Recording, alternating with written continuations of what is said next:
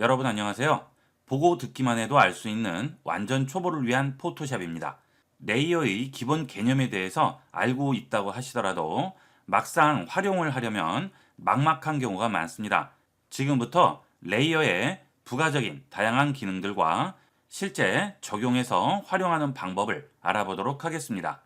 활용 방법을 배우기 위한 예제를 pixabay.com에서 다운을 받은 다음에 그걸 이용을 해서 어떤 식으로 활용하는지를 알아보도록 하겠습니다. 자, pixabay.com에 들어오시면 여기 검색창이 있죠. 여기에 가구라고 치시고요. 여기 있는 이미지를 벡터 그래픽으로 바꿔주세요. 자, 그 다음 검색한 결과물을 보시게 되면 가구들이 이렇게 얹어 있는 이런 이미지가 있습니다. 이거 이용하시면 되겠어요. 자, 이거 선택을 하시고요. 무료 다운로드 하셔서 자, 사이즈는 1280이나 1920 둘 중에 아무거나 선택해서 다운로드 해주시면 되겠습니다. 자, 다운을 받으시면 여기 이렇게 다운로드 됐다고 표시가 나오죠. 자, 이거 누르시면 폴더를 열어볼 수가 있습니다. 자, 폴더 열기 누르신 다음에 지금 나온 탐색창에서 이 파일을 바탕화면에 꺼내 놓으시면 되겠죠. 그리고 포토샵에서 열어주시면 되겠습니다. 자, 오픈으로 열어볼게요. 자, 그 다음에 바탕화면에서 열어주시면 되겠죠. 원하는 거 선택하시고 열어줍니다. 자, 그러면 이런 식으로 파일이 하나 생기게 되겠죠. 자, 이렇게 파일이 열렸죠. 자, 윈도우에서 레이어를 엽니다. 자, 그러면 레이어에 백그라운드라고 돼 있지 않고 레이어 1이라고 나와요. 자, 파일에서 오픈으로 일반 JPG를 열어보도록 할게요. 자, 이렇게 열 경우에는 뭐라고 나오죠? 백그라운드라고 나오죠. 하지만 이 파일은 레이어로 바로 뜹니다. 그 이유가 뭐냐면 얘는 PNG 파일이라고 합니다. 그림이나 사진을 저장을 할 때 PNG로 저장을 하게 되면 이렇게 빈 공간이 그대로 저장이 되게 되고요. JPG로 저장을 하게 되면 빈 공간이 없이 그냥 백그라운드 상태로 저장이 되게 되는 겁니다. 자, 이렇게 PNG 파일일 경우에는 빈 공간이 있기 때문에 내가 원하는 이미지를 사각형 선택 툴로 대충만 선택을 해줘도 전체를 둘러싸게 되면 이런 식으로 이동을 하면 존재하고 있는 오브젝트만 선택이 되고 나머지 빈 공간은 선택이 되지 않죠. 이렇게 간단하게 선택을 해줄 수가 있어요. PNG의 장점이 이런 부분이 되겠습니다. 자, 이렇게 해서 가구들을 일단 불러왔죠. 그 다음 배경이 되는 벽을 한번 만들어 보도록 할게요. 자, 이것은 우리가 가구를 얹기 위해서 가구를 하나 불러온 거고요. 이 가구를 얹기 위한 배경을 하나 만들어야 돼요. 자, 파일에서 New로 들어갑니다. 자, 그 다음에 웹을 눌러주세요. 자, 이렇게 웹을 누르게 되면 해상도가 웹용으로 지정이 되기 때문에 용량이 작아요. 그 대신 해상도는 높지 않죠. 우리는 연습 예제를 하는 거기 때문에 해상도를 높여서 속도가 떨어지게 할 필요가 없으니까 해상도를 낮춰서 72로 잡도록 하겠습니다. 이런 해상도에 관련된 내용들은 나중에 다시 또 자세하게 수업을 해보도록 할게요. 자, 그 다음 사이즈는 이 중에서 아무거나 선택하시면 돼요. 자, 그 다음 아트보드는 반드시 끄고 이용을 하도록 하세요. 크리에이트 합니다. 자, 그 다음 벽과 바닥을 만들어 볼게요. 자, 여기 있는 선택 누르시고요. 자, 이런 식으로 벽을 하나 만들게요. 클릭 드래그해서 선택을 해주죠. 이때도 이렇게 선택을 하지 마시고요. 아예 이 도화지의 바깥쪽에 클릭 드래그를 해서 안쪽으로 들어와서 아예 바깥으로 빼버리세요. 그래야 완벽하게 선택이 되겠죠. 자, 이렇게 선택을 했습니다. 이제 여기에 컬러를 넣도록 할까요? 벽이니까 벽 색을 지정을 해야죠. 자, 여기 있는 포그라운드 컬러를 클릭을 한번 합니다. 자, 그러면 컬러 피커라는 게 뜨죠. 자, 여기 있는 우측에 막대는 컬러의 종류를 선택을 하는 거고요. 내가 원하는 컬러의 종류가 지정이 되셨으면 그 다음 안에 클릭해서 드래그해서 원하는 컬러를 또 잡아줍니다. 자, 이렇게 해서 오케이. 자, 그 다음에 여기다가 색을 넣어줘요. 자, 그때 이 백그라운드의 컬러를 넣게 되면 이 내용들을 움직일 수 있을까요? 자, 일단 컬러를 한번 넣어 볼게요. 컬러를 넣으실 때는 에디트에서 fill 들어가신 다음 여기서 foreground 컬러로 넣어주시면 되는데 이것도 몇 번 단계를 거쳐야죠. 귀찮습니다. 그래서 단축키를 쓰도록 할게요. 자, 여기 있는 포그라운드 컬러와 백그라운드 컬러 두 가지가 있죠. 백그라운드 컬러는 도화지 색이고요. 포그라운드 컬러는 앞에 집어넣을 색이 되겠어요. 포그라운드 컬러를 내가 원하는 선택 구역 안에 집어넣을 때는 Alt 딜리트를 눌러주시면 되겠습니다. 키보드에 Alt 딜리트를 눌러주시게 되면 포그라운드 컬러가 들어가게 되고요. 컨트롤 딜리트 주시면 여기 있는 백그라운드 컬러가 들어가게 됩니다. 그때 여러분이 원하는 컬러를 넣어주시면 되겠죠. Alt 딜리트 해서 택을 집어 넣었어요. 컨트롤 D 해제했어요. 자, 이 부분을 움직일 수 있을까요? 못 움직이죠. 왜냐하면 백그라운드는 도화지와 책상이 붙어 있는 상태이기 때문에 그렇죠. 자, 그래서 이런 거를 하실 경우에는 색을 넣기 전에 레이어를 하나 만듭니다. 자, 우리가 보통 컨트롤 C, 컨트롤 V로 붙이게 되면 레이어가 생성이 되는데, 자, 그렇지 않고 내가 임의적으로 레이어를 하나 만들겠다 하실 때는, 자, 이 레이어 팔레트 아래쪽에 보면 플러스라고 나오게 됩니다. 이 플러스를 눌러주게 되면 레이어가 하나 생성이 돼요.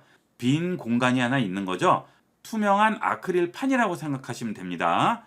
이 투명 아크릴판의 사이즈는 아래쪽에 있는 백그라운드 사이즈와 똑같은 사이즈가 나오게 되는 거예요. 자, 여기 빈 아크릴판 위에 투명한 거죠? 투명 아크릴판 위에 자, 선택 툴로 사각형 선택 툴로 선택을 하나 해주고요. 그 다음 Alt 딜리트 눌러주겠죠? 컨트롤 D. 자, 그러면 툴 팔레트에 있는 이동 툴을 이용을 해서 움직일 수가 있죠. 그렇죠? 내가 원하는 위치로 나중에라도 움직일 수가 있는 거예요. 이게 레이어의 장점이죠. 자, 그 다음 또 레이어를 하나 만듭니다. 이번에는 바닥을 만들 거예요. 자, 바닥도 클릭 드래그해서 이렇게 바깥쪽에서 안쪽으로 아예 이렇게 쭉 집어넣어서 다시 바깥쪽으로 완전히 빼세요. 그래야 끝에서 끝까지 완벽하게 선택이 되겠죠. 자, 그때 여기 가리게 되죠? 신경 쓸 필요 없습니다. 레이어의 위치를 바꿔주면 됩니다. 자, 이 부분은 좀 이따 다시 보여드리고요. 자, 일단 이 위쪽 레이어에 컬러를 넣도록 할게요. 이 부분은 바닥 부분이에요. 자, 다시 포그라운드 클릭한 다음에 바닥에 나무 컬러가 들어가게끔 지정해서 OK 합니다. 자, 그 다음에 넣어줄게요. 또 Alt 딜리트죠. 컨트롤 D. 자, 그 다음 움직일 수 있잖아요. 그죠? 자, 이렇게 놓은 상태에서 보면 벽이 지금 너무 낮죠? 원래 벽은 여기까지 있었잖아요. 자, 여기 있는 레이어의 순서가 어떻게 되느냐? 내 눈이 위에 있고요. 아래쪽으로 보는 거예요. 자, 이 위에 책상이 있고 책상 위에 요만한 사이즈의 색종이가 하나 얹혀 있고요. 그 위에 이만한 사이즈의 색종이가 얹혀 있는 거예요. 그걸 위에서 내가 보는 거예요. 그러면 이거 위에 얘가 있으니까 당연히 이거에 가려져서 바닥이 안 보이는 부분이 있겠죠. 그렇죠? 자, 그러면 나는 제일 바닥에 있는 도화지 하고 그 위에 벽 그린 도화지 사이에다 넣을 겁니다. 클릭 드래그해서 자, 이렇게 가져오면 선이 하나 나오죠? 그 사이에 넣어줍니다. 어때요? 이게 더 크잖아요. 그래서 가려서 얘가 이만큼이 가려지는 거죠. 자, 아시겠죠? 자, 그러면 헷갈리니까 이름을 바꿔야겠습니다. 레이어 이름 바꾸는 방법은 레이어명을 더블 클릭하세요.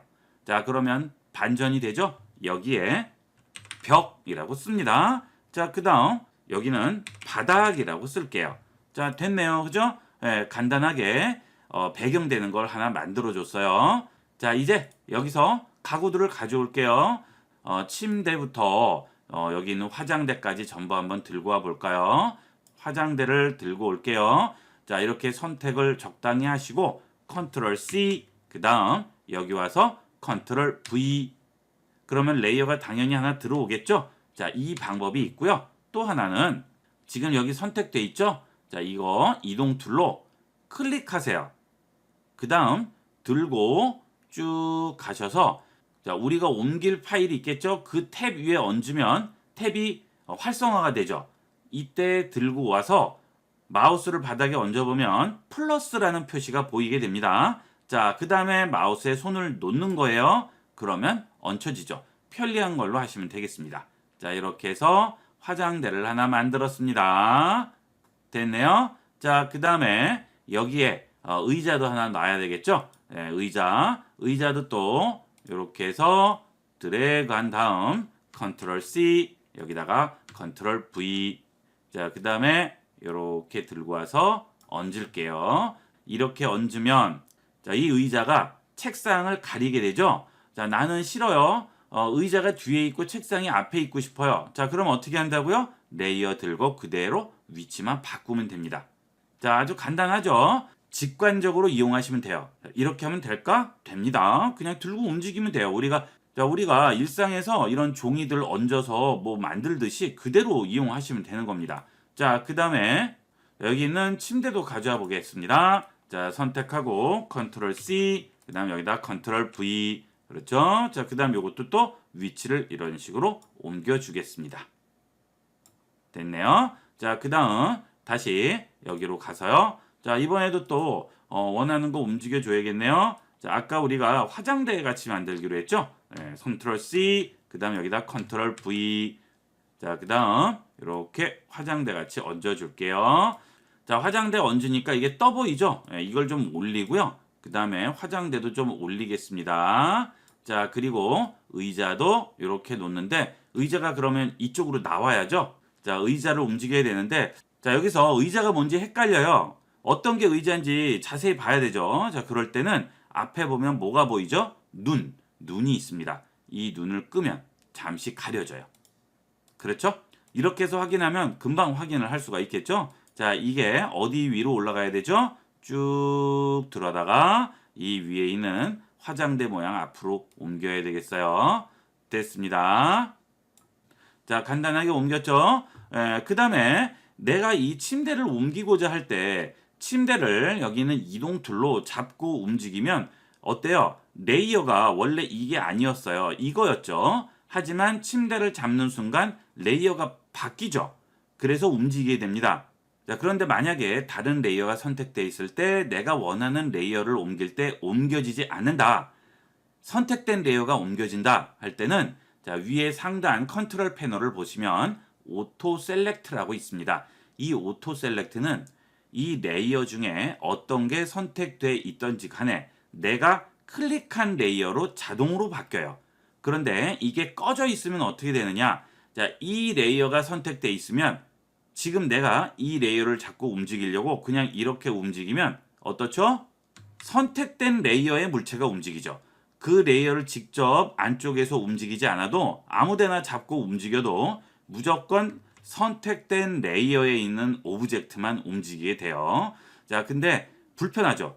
그때마다 해당 레이어를 선택을 해야 되니까 불편해요. 그래서 이때 항상 오토 셀렉트를 켜놓고 레이어라고 지정을 해 놓으시면 어떤 레이어가 선택돼 있어도 나는 해당 물체만 선택해주면 바로 레이어가 바뀌면서 이동이 되게 됩니다.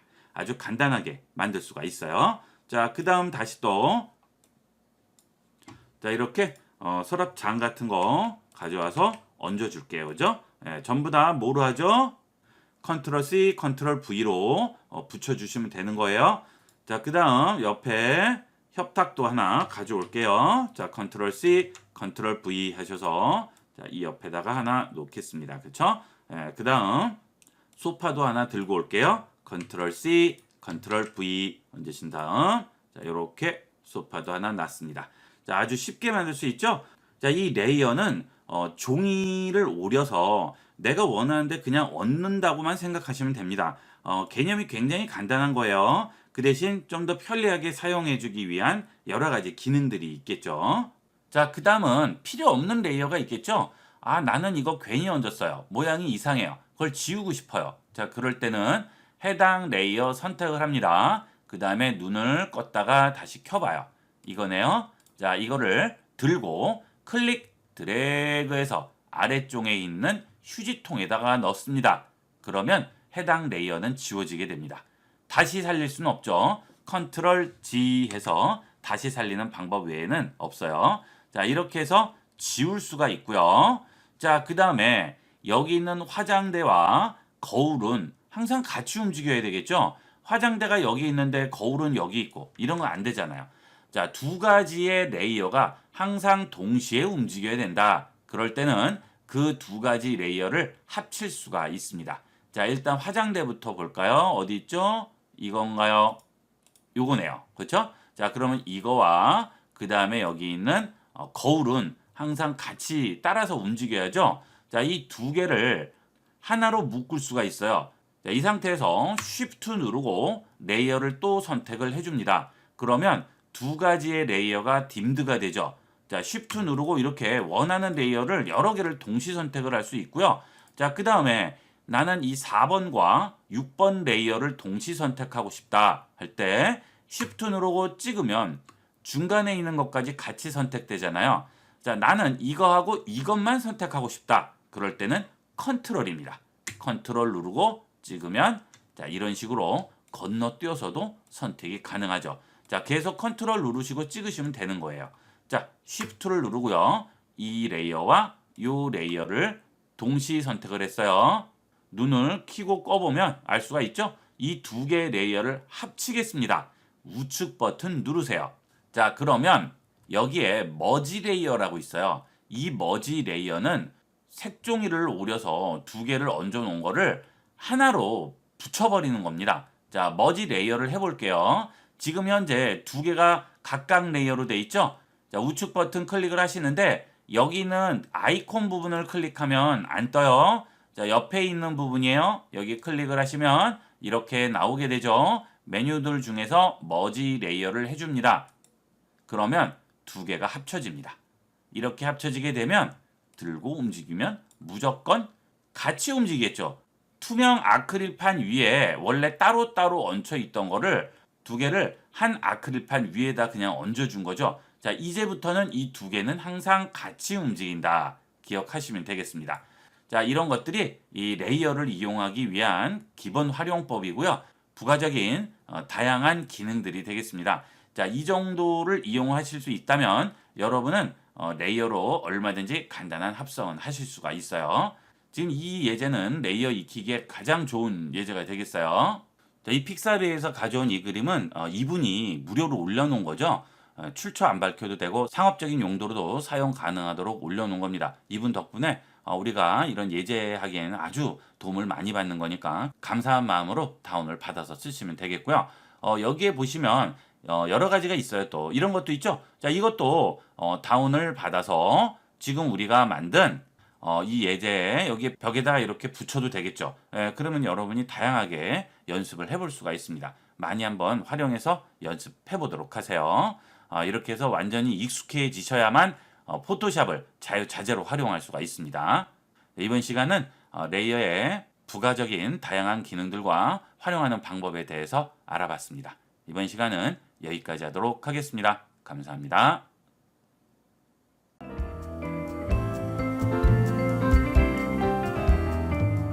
포토샵에서 가장 기본 기능이면서 가장 중요한 기능인 것이 선택 기능이기 때문에 포토샵에서는 선택을 도와주는 다양한 툴들이 존재합니다.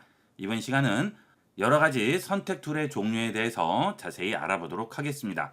자, 우리가 포토샵에서 선택을 하기 위해서는 가장 기본 선택 툴인 렉탱귤러 마키 툴과 엘립티컬 마키 툴이 있죠.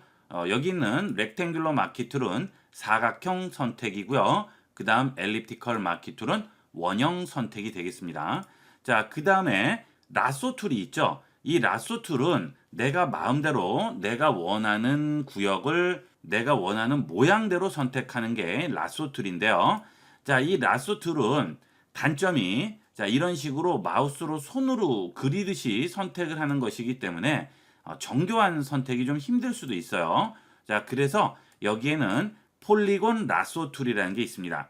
이것은 내가 찍은 자리와 그 다음 찍은 자리를 선으로 이어줘요. 자, 찍어볼게요. 클릭. 자, 손을 띄었죠. 마우스만 움직이면 자, 이런 식으로 처음 찍은 자리와 지금 마우스로 움직이는 자리가 직선으로 연결돼서 보여지게 됩니다. 자, 이때 이 마우스를 내가 원하는 곳에 가져다 놓고 마우스 좌측 버튼 한 번 더 클릭을 해주시면 자, 이런 식으로 또 찍어지게 되죠. 자, 이렇게 클릭, 클릭, 클릭, 클릭, 클릭, 클릭해서 자, 모양을 어느 정도 만드시고요. 마지막 처음 시작한 지점에 마우스를 가져다 대면 마우스 옆에 동그라미 표시가 나오게 되죠. 자, 클릭을 하게 되면 처음과 끝이 이어진 구역을 만들어 줄 수가 있습니다. 자, 이게 바로 선택 구역이 되겠고요.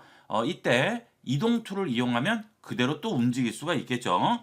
자, 이런 식으로 이용을 하시게 되면 여기 있는 라sso 툴을 이용하는 것보다는 좀 더 쉽게 이용을 할 수가 있겠어요.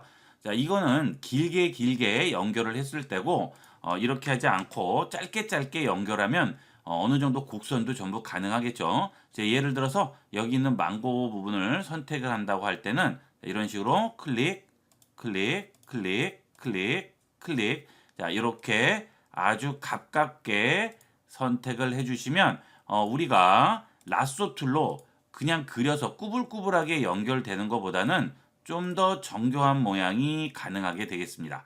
자, 이렇게 해보면 어때요? 거의 원형 모양으로 나오게 되죠? 확대를 한번 해볼게요. 자, 그렇죠?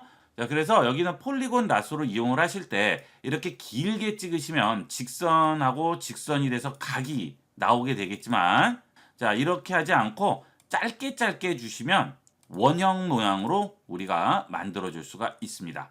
자, 이렇게 했다고 치고요. 보면 여기 어때요? 원형 형태죠? 여기 이동 툴로 움직여 봐도 거의 원형 형태로 나오게 되겠죠. 자, 우리가 수학 같은 거 배울 때 원도 아주 짧게 들어가면 직선들이 모인 거라고 했죠. 그런 거하고 똑같다고 생각하시면 되겠습니다. 이렇게 폴리곤 라쏘를 이용을 해서 좀 더 세부적으로 정교하게 만들어 줄 수 있고요. 자, 그 다음은 마그네틱 라쏘 툴인데요. 이거는 이 라쏘 툴이 자석같이 컬러의 경계면에 붙게 됩니다. 자, 예를 들어 확대를 여기를 해볼게요. 자, 여기를 보시게 되면 이쪽 망고 부분, 노란 부분과 바닥에 있는 식탁보 부분의 컬러가 완전히 구별이 되죠. 자, 이거를 포토샵에서 인지해서 알아서 그 컬러가 바뀌는 부분에 자동으로 붙게 만드는 거예요. 마치 자석 같은 역할을 하는 거죠. 그래서 이름이 마그네틱 라쏘가 되겠습니다. 자, 해볼게요. 자, 경계 부분에 클릭을 한번 해주고요. 자, 그 다음 마우스를 그 경계선 근처에 가져가게 되면 자, 어떻죠? 붙어요. 이렇게 턱 붙죠. 자, 물론 여기서 바깥으로 많이 빼버리면 자, 해당 부분에 경계 부분에 또 붙어버리게 되죠. 그러니까 이럴 때는 키보드에 있는 딜리트 키 눌러줍니다. 그러면 차례 지워줄 수가 있어요. 그래서 잘못 붙였을 때는 그렇게 지워주시면 되고요. 최대한 가깝게 이렇게 따라가면서 마우스만 움직여 주시면 따로 클릭을 하지 않아도 붙어요. 자, 이러다가 잘 안 붙는 경우가 있어요. 포토샵에서 잘 인식을 못하는 거죠. 그럴 때만 클릭을 해주시면 됩니다. 이렇게 해서 클릭. 자, 그 다음에는 또 알아서 붙는 거예요. 자, 클릭. 그 다음에 여기도 안 붙는다 할 때는 한 번 더 클릭해 주시고요. 자, 이렇게 클릭을 하고 자동으로 붙는 곳은 자동으로 붙이고 이런 식으로 하면 굉장히 정교한 모양도 우리가 연출을 해낼 수가 있습니다. 이렇게. 자, 그러면 이런 특별한 노하우 없이 간단하게 선택을 해줄 수가 있겠죠. 자, 마그네틱 라쏘를 이용하실 때 중요한 점은 자동으로 잘 붙지 않는 경우에는 마우스 클릭을 해서 우리가 임의적으로 붙이고 잘 붙는 경우에는 그대로 경계 부분을 따라서 마우스만 움직이면 된다는 거예요. 이렇게 하면 굉장히 편리하게 이용을 할 수가 있어요. 자, 이렇게 따라가서 마지막에 또 얹으면 동그라미 나오죠. 그렇죠? 그래서 클릭해주면 됩니다. 아주 쉽게 했죠? 자, 그 다음에 이동 툴로 이용해서 Alt 키 눌러서 그대로 가져가시거나 자, 아니면 Ctrl C, Ctrl V 해서 붙이시게 되면 이런 식으로 또 하나를 만들 수가 있네요. 자, 쉽죠? 굉장히 쉽게 이용할 수가 있어요. 자, 그리고 여기 있는 라쏘 툴, 폴리곤 라쏘, 마그네틱 라쏘 말고 또 있어요. 자, 그 우측에 보시게 되면 오브젝트 셀렉션, 퀵 셀렉션, 매직 밴드 툴 이렇게 세 가지 종류가 있습니다. 이 오브젝트 셀렉션은 내가 구역을 정하게 되면 그 구역 안에 있는 일정 오브젝트가 자동 선택이 되게 됩니다. 이것도 편리한 툴인데 완벽하지는 않아서 선택한 다음에 약간 손을 봐야 되겠죠. 자, 이걸로 한번 해볼까요? 자, 예를 들어서 여기 있는 컵을 선택하려고 해요. 자, 그런데 이걸 일일이 선택하려니까 너무 귀찮습니다. 자, 이럴 경우에는 여기 있는 오브젝트 셀렉션 툴을 선택을 하고요. 자, 이 컵이 포함된 사각형 박스를 그려줍니다. 자, 클릭 드래그해서 이런 식으로 사각형 박스로 그렸어요. 그러면 이 안에 물체를 얘가 알아서 인지를 해서 이런 식으로 선택이 되죠. 그 대신 완벽하게는 안 돼요. 컬러가 좀 비슷한 경우에는 완벽하게 인식이 안 돼요. 사람같이 그렇게 할 수는 없겠죠. 요거는 우리가 다시 수정을 좀 해줘야 됩니다. 자, 그 다음 배경과 물체가 확연하게 구분이 될 때, 이럴 때는 선택이 확실하게 되게 됩니다. 예를 들어서 이런 식으로 선택을 해볼게요. 자, 요렇게. 그러면 이 안에 노란색은 이 망고가 유일하죠. 자, 이렇게 해주면 거의 완벽하죠. 그렇죠? 그 대신 이게 노란색을 추출을 해서 이런 식으로 선택을 해주는 거기 때문에 초록색은 같은 물체로 인식을 안 해주는 거예요. 아직은 이런 인공지능이 완벽하지는 않겠죠. 예, 그래서 이런 것들은 우리가 따로 선택만 해주시면 되겠죠. 자, 이런 것들은 다양하게 활용할 수가 있어요. 자, 이렇게 나뭇잎을 선택을 해야 되는 경우에 일일이 선택을 하려면 굉장히 복잡하죠. 자, 그때 이 오브젝트 셀렉션을 이용하면 굉장히 간단하게 선택할 수 있습니다. 자, 이렇게 구역을 지정을 해주면 바로 이 나뭇잎만 선택이 되게 돼요. 자, 간단하게 선택이 되죠. 조금 미진한 부분은 확대를 해서 확인을 하면서 그런 부분만 수정을 조금씩 해주시면 되겠고요. 자, 그 다음은 이런 꼬마를 선택할 경우에도 자, 이렇게 클릭 드래그해서 구역을 아예 지정을 해버리면 금방 선택이 되죠. 이 선택하는 오브젝트 자체가 복잡할수록 시간이 조금 더 걸리고 이렇게 좀 단순한 모양이나 경계선이 확실한 부분들은 금방 선택이 되게 됩니다. 자, 그리고 확대했을 때 이렇게 선택이 좀 덜 됐다 하실 경우에는 여기 있는 라쏘나 폴리곤 라쏘를 이용을 해서 자, 여기다 클릭하시고요. 클릭 클릭 클릭 클릭 클릭해서 둘러싸 주시면 자, 간단하게 이런 부분도 수정이 되겠죠. 자, 나머지 부분도 마찬가지가 되겠어요. 자, 이렇게 해서 이용을 해주시면 되겠습니다. 자, 그 다음은 이 오브젝트 셀렉션을 선택을 하게 되면 위쪽에 컨트롤 패널에 보시면 모드라고 있습니다. 자, 이 모드에 보시면 지금 렉탱글이라고 나오죠. 자, 이게 기본 모양인데 여기를 눌러보시면 라쏘라고 나오게 됩니다. 자, 예를 들어서 자, 여기 꼬마들이 4명이 있는데 자, 나는 지금 이 꼬마만 선택을 해야 돼요. 그런데 지금 렉탱글을 하게 되면 여기에 옷도 늘어져 있고 여기 무릎 부분이 겹쳐 있으니까 선택을 하면 겹치게 되겠죠. 그래서 선택이 잘 안 될 수가 있죠. 자, 이럴 때는 여기서 라쏘로 바꿔줍니다. 기능은 똑같아요. 구역을 선택하는 것만 다를 뿐입니다. 자, 이런 식으로 선택 툴을 이용을 해서 자, 이렇게 선택을 해주세요. 자, 그러면 그 안에서 원하는 부분만 선택이 되게 되겠죠. 자, 이게 렉탱글과 라쏘를 바꾸면서 선택하는 방법이 되겠습니다. 간단하게 이용을 할 수 있으니까 이것도 많이 이용을 해보시고요. 자, 그 다음은 오브젝트 셀렉션 툴을 선택을 하면 나오는 퀵 셀렉션 툴이 되겠습니다.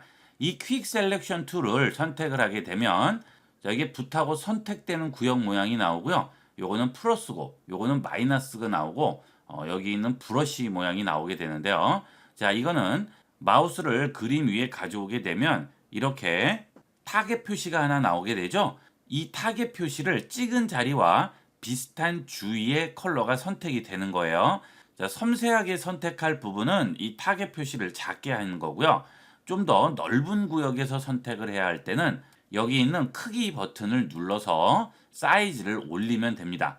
그렇죠? 자, 이렇게 올리면서 선택할 구역 사이즈를 지정을 해줄 수가 있는데요.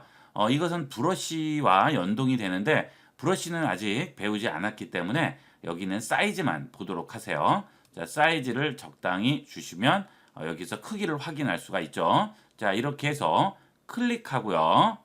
자, 클릭합니다. 자, 그 다음 클릭하고 클릭하면 어때요?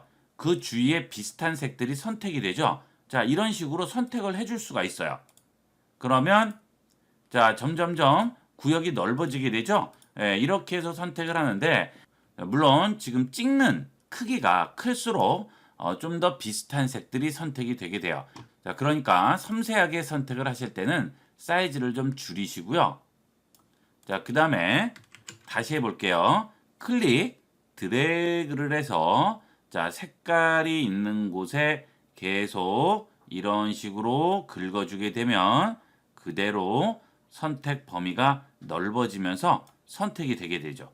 이때 자, 다시 또 이렇게 긁으면 선택이 계속 합쳐져요. 자, 이것은 여기 있는 선택을 플러스로 계속 더하기 때문에 그렇고요. 마이너스를 주면 어떻게 될까요?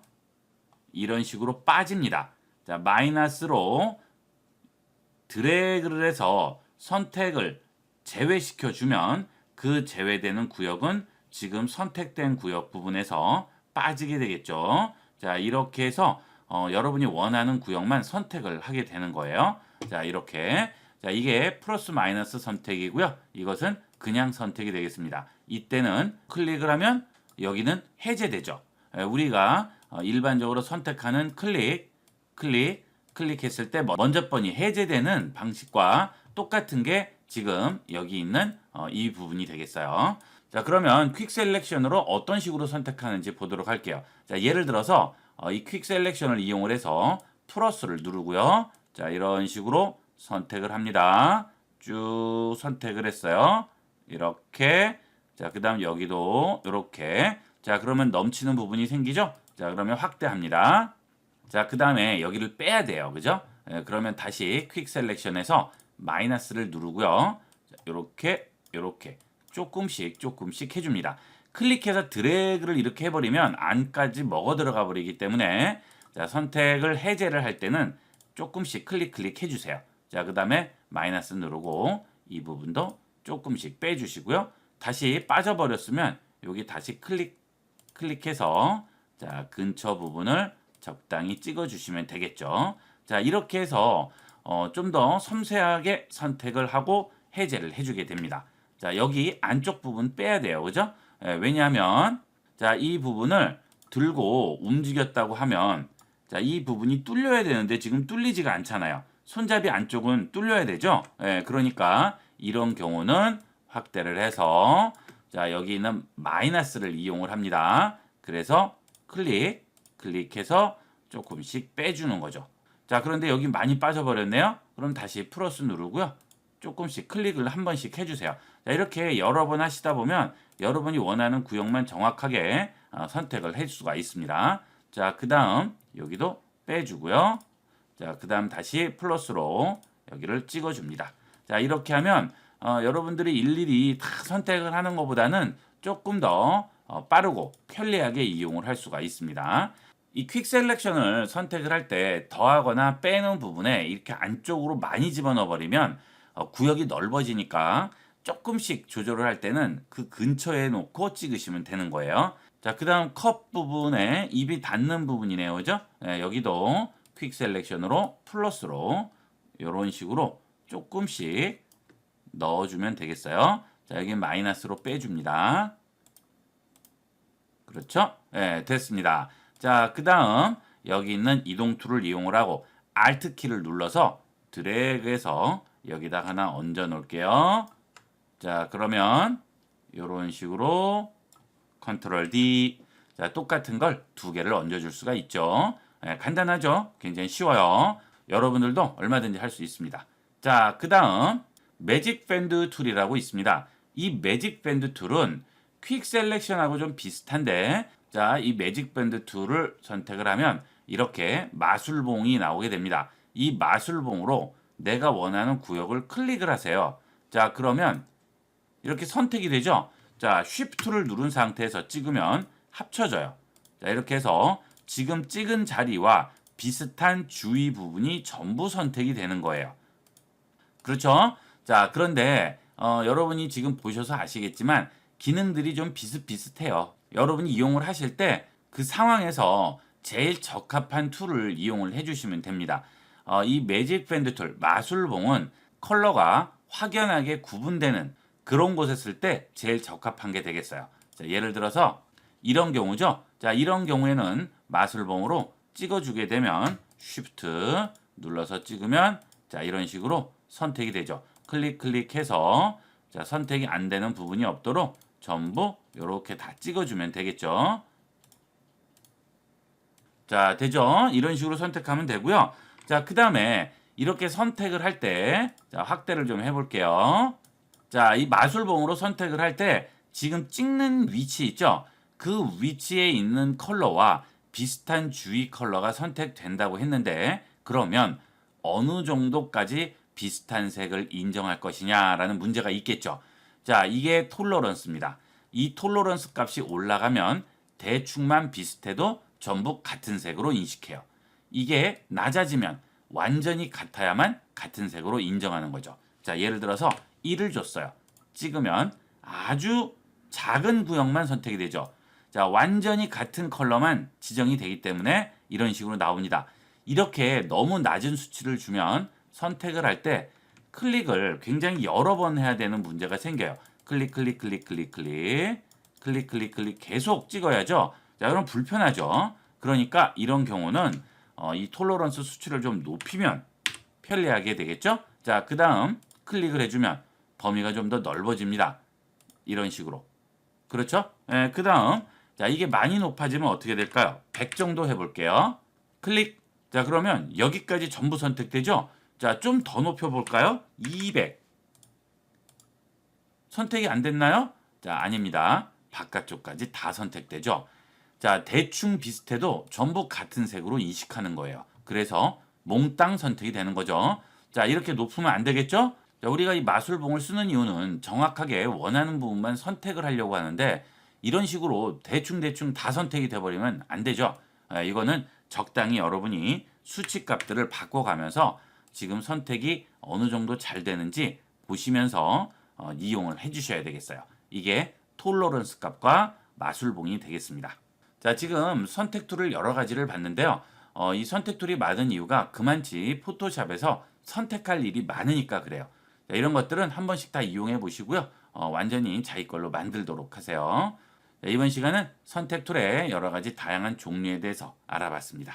이번 시간은 여기까지 하도록 하겠습니다. 감사합니다.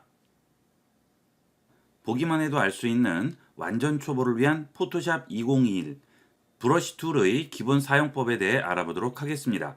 브러쉬의 원래 기능은 그림을 그리기 위한 툴이기 때문에 단일 기능으로도 쓰이지만 주로 여러 툴들에 연계되어서 이용되게 됩니다. 툴들을 좀 더 잘 활용하기 위해서는 꼭 필요한 기능이기 때문에 잘 알아두셔야 되겠어요. 자, 좌측 툴 팔레트를 보시게 되면 여기에 브러쉬라고 나오게 되죠. 자, 좌측 툴 팔레트를 보시면 여기에 브러쉬 모양이 나오게 됩니다. 자, 이게 브러쉬 툴이고요. 자, 이 브러쉬 툴을 눌렀을 때 상단에 컨트롤 패널이 바뀌게 되죠. 자, 여기 상단 컨트롤 패널에서 제일 좌측에 있는 이 부분을 보시게 되면 이 브러쉬의 사이즈와 여러 가지 기능들을 지정을 해줄 수가 있습니다. 자, 우선 사이즈가 되겠습니다. 자, 지금 3픽셀이라고 되어 있죠. 자, 마우스를 이 도화지에 얹어보면 자, 이렇게 점이 하나 보여요. 3픽셀은 아주 작은 사이즈죠. 그렇기 때문에 거의 크기가 확인이 안 될 정도로 작게 보이는데 자, 여기서 사이즈를 올려주게 됩니다. 자, 그러면 점점 크기가 커지게 되죠. 더 커졌죠? 자, 이 사이즈를 이용을 해서 크기 조절을 해줄 수가 있고요. 혹시나 이 브러쉬 사이즈가 동그랗게 안 보이실 경우에는 에디트에 가시면 프레퍼런스라고 있습니다. 제일 아래에 있죠? 자, 여기에 들어가시게 되면 커서라고 나오게 되죠? 자, 이 커서로 들어갑니다. 자, 그러면 여기 페인팅 커서라고 해서 나오게 되죠? 여기에 보시면 지금 십자 표시와 동그라미 표시가 나오게 되죠? 이 십자 표시는 여기 있는 show crosshair in brush tip이라고 나오는 부분에 체크가 돼 있으면 십자 표시가 나오게 됩니다. 자, 이걸 끄게 되면 없어지죠. 자, 이것은 이 브러쉬 사이즈의 가장 중심을 보여주는 표시가 되겠어요.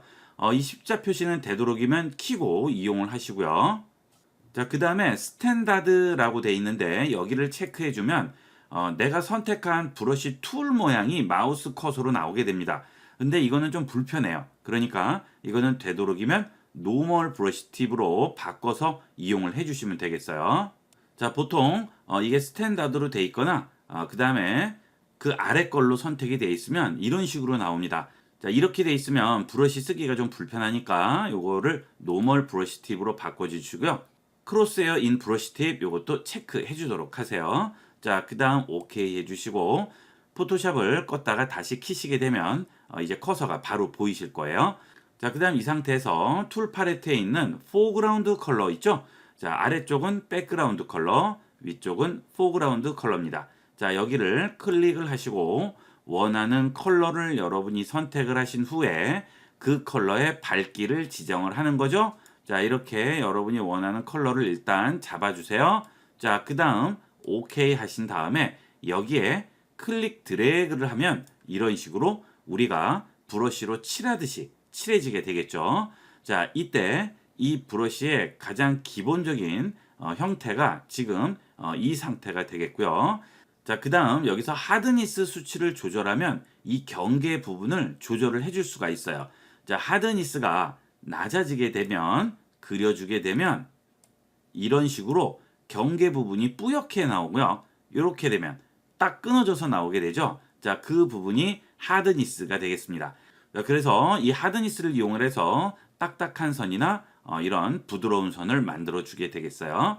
자, 그 다음 여기에 보시게 되면 점이 두 개가 나오고 동그라미와 여기 있는 화살표가 나오게 되죠. 자, 이건 뭐냐면 지금 우리 브러쉬는 둥근 브러쉬예요. 자, 둥그런 브러쉬로 칠을 이렇게 하는 겁니다. 자, 그러면 당연히 이렇게 나오겠죠. 자, 그런데 여길 들어가서 자, 하드니스는 올려줄게요. 딱딱한 거예요. 자, 여기서 사이즈를 적당히 조절을 해주시고요. 위쪽에 있는 포인트와 아래쪽에 있는 포인트 둘 중에 아무거나 잡고 안쪽으로 좁혀보세요. 자, 그러면 원이 납작하게 되죠. 자, 이건 그러면 무슨 붓이에요? 납작붓이 됩니다. 그러면 이렇게 되겠죠. 그렇죠? 붓이 납작할 경우에는 옆으로 이렇게 하면 얇은 선이 나오지만 이렇게 아래로 하면 굵은 선이 나오죠. 자, 이게 납작붓 기능이고요. 여기 있는 화살표를 잡고 돌리시면 이 붓도 기울여져서 그리는 거죠. 이렇게. 자, 그래서 여러 가지 굵기를 만들어낼 수 있습니다. 뭐 예를 들어서 뭐 한문 같은 것도 우리가 이렇게 쓸 수가 있겠죠. 그렇죠? 자, 그 다음 글씨 같은 거 쓸 때도 훨씬 실제 글씨 같은 효과를 줄 수가 있어요. 자, 어떻죠? 우리가 실제 붓 같은 걸로 글씨를 쓴 그런 효과를 볼 수가 있겠죠? 자, 이게 가장 기본적인 브러쉬 사용법이고요. 자, 그 다음 아래를 보시면 여러 가지 브러쉬들이 나오는데 저는 브러쉬를 따로 설치를 해서 여러 가지가 나오고요. 여러분 같은 경우에는 레거시 브러쉬만 나오게 될 거예요. 이 레거시 브러쉬를 열어보시게 되면 디폴트 브러쉬부터 다양한 브러쉬들이 나오게 됩니다. 이건 뭐냐면 이 브러쉬를 여러 가지 형태로 만들어 놓은 거예요. 어디서? 어도비에서. 자, 우리가 이런 여러 가지 형태의 브러쉬를 만들려면 굉장히 복잡해요. 자, 그런데 포토샵을 만든 어도비사에서 많이 쓰일 형태의 그런 브러쉬들을 미리 여기에다 다 만들어 놓은 거죠. 우리는 그거를 이용을 하시면 돼요. 자, 예를 들어서 디폴트 브러쉬 들어가 보시면 자, 내려가 보시면 여기에 라운드 포인트 스팁, 라운드 블런트 미디엄 스팁 여러 가지가 있죠. 이런 것들을 이용을 해서 우리가 실제 수채화라든지 유화라든지 이런 것들 그린 것 같은 효과를 주는 겁니다. 자, 예를 들어 이걸 선택을 하고요. 그려볼게요. 그렇죠? 자, 그 다음 이런 거는 자, 어때요? 우리가 뭐 파스텔 뭐 이런 실제 미술 도구를 가지고 그린 이런 효과들을 만들어내는 거죠. 연하게 칠해진다든지 진하게 칠해진다든지 이렇게 다양한 효과들을 우리가 연출을 할 수가 있습니다. 이렇게 자, 그 다음 또 아래에 보시면 뭐 다양하게 있어요. 이런 것도 워터 컬러 하면 어떻죠? 자, 수채화 같이 그런 효과를 연출할 수도 있죠. 이건 컬러를 한번 바꿔볼까요? 자, 이런 식으로 주시면 그렇죠. 다양하게 우리가 효과를 연출할 수가 있어요. 이런 것들이 전부 기본 브러쉬로 제공되는 것들이고요. 이 외에도 다양한 브러쉬들을 우리가 다운을 받아서 쓸 수 있어요. 자, 이런 것들은 좀 뭉개져서 나오죠. 그렇죠. 뭐 목탄이라든지 파스텔 이런 효과도 다 만들어냅니다. 다양하게 연출할 수 있고 이런 브러쉬들을 여기서 사이즈를 이용을 해서 키워서 쓰거나 아니면 줄여서 쓰거나 이렇게 이용을 하게 되겠죠. 자, 그 다음에 그림을 하나 가져와 볼게요. 자, 그림을 하나 가져왔어요. 이 그림에 우리가 브러쉬를 이용을 해서 칠을 하거나 글씨를 쓰거나 간단한 뭐 로고를 그린다거나 여러 가지를 할 수 있겠죠. 이때 여기에다가 바로 이렇게 그려버리면 무슨 문제가 생기죠? 이 그린 것을 움직인다거나 이런 것들을 할 수가 없죠. 왜냐하면 지금 현재 이 도화지 위에다가 우리가 바로 붓으로 칠해버린 거예요. 그러면 그 부분을 지울 수가 없어요. 이걸 지우면 어떻게 되겠어요? 아래쪽에 그림까지 같이 지워지죠. 자, 똑같아요. 우리가 실제 그림에다가 브러쉬나 뭐 볼펜 이런 것들로 칠을 한 거나 마찬가지 결과죠. 자, 그래서 이때는 컨트롤 Z, 언두 기능을 이용할 수밖에 없는데, 야, 이렇게 칠을 한 상태에서 세이브를 해버리게 되면 두 번 다시 바꿀 수 없죠.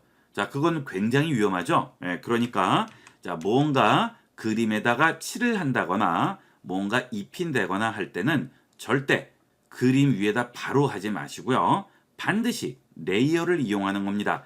자, 여기 레이어 생성 버튼 있죠. 자, 플러스 버튼 눌러서 레이어를 하나 만드시고요. 여기에다가 이런 식으로 하나를 칠합니다. 자, 그러면 내가 이거를 옮겨서 위치를 바꾸고자 한다면 여기 있는 이동 툴을 이용을 해서 잡고 언제든지 옮길 수가 있죠. 자, 그러면 굉장히 활용도 높게 여러 가지로 이용을 할 수가 있어요. 자, 예를 들어서 여기다가 글씨를 한번 써볼게요. 자, 이렇게 글씨를 썼습니다. 글씨를 좀 못 쓰긴 했지만 일단 썼어요. 자, 이 상태에서 여기 있는 이동 툴로 이동을 시키면 여러분이 얼마든지 원하는 곳에 글씨를 가져다 놓을 수가 있죠. 자, 이렇게 활용도 굉장히 다양합니다. 자, 예를 들어서 여기 음료가 담겨서 이렇게 연기가 나는 그런 모양을 연출을 하고 싶어요. 자, 그러면 여기 또 놓고요. 자, 이렇게 사이즈를 좀 줄일까요? 자, 그 다음 레이어를 하나 만들게요. 자, 이 상태에서 이런 식으로 이렇게 음료가 담긴 것 같이 연출을 하고요. 자, 그 다음 여기 있는 컬러를 노란색으로 바꿀게요. 자, 그 다음에 이런 식으로 연기가 나게끔 만들어주죠. 자, 그 다음에 여기다 하트를 하나 그려볼까요? 이렇게. 자, 어때요? 우리가 SNS 같은 데서 많이 보던 이런 연출을 해줄 수가 있죠. 브러쉬로 이런 것들이 전부 가능합니다. 이 브러쉬 종류가 굉장히 많기 때문에 이걸 뭐 일일이 다 설명드릴 수는 없고요. 이렇게 간단하게만 제가 보여드렸는데 나머지 이런 브러쉬 종류들은 여러분이 한번 여러 가지로 활용을 해보세요. 자, 이런 식의 활용도는 우리가 일상에서도 많이 활용할 수가 있겠죠.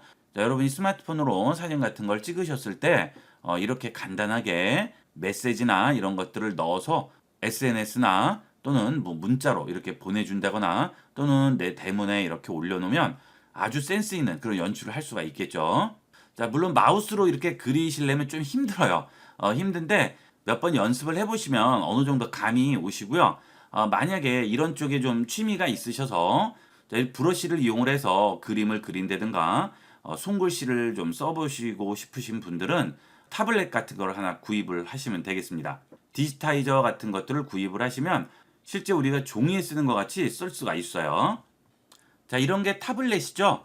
이런 것들을 컴퓨터에 연결을 해주게 되면 이 펜으로 이 위에 그리거나 글씨를 쓰게 되면 그게 포토샵에 바로 인식이 돼서 이런 식으로 그려지게 됩니다. 이 브러쉬 많이 사용하시는 분들은 하나씩 있으시면 굉장히 도움이 많이 될 거예요. 그리고 이게 예전에는 굉장히 가격대가 고가였는데 기본적으로 3, 40만 원씩 했는데 뭐 요즘은 기술이 발전해서 10만 원 미만의 가격대도 있고 뭐 비싼 거는 가격대가 더 높겠죠. 하지만 작은 사이즈 같은 것들은 여러분이 취미로 이용하신 데는 아주 유용하게 쓰실 수 있을 거예요. 손글씨를 잘 쓰시는 분이나 그림에 취미가 있으신 분들은 하나 구입을 하시면 많이 활용하실 수 있을 거예요. 자, 이렇게 해서 브러쉬의 기본 기능에 대해서 알아봤습니다. 이번 시간은 여기까지 하도록 하겠습니다. 감사합니다.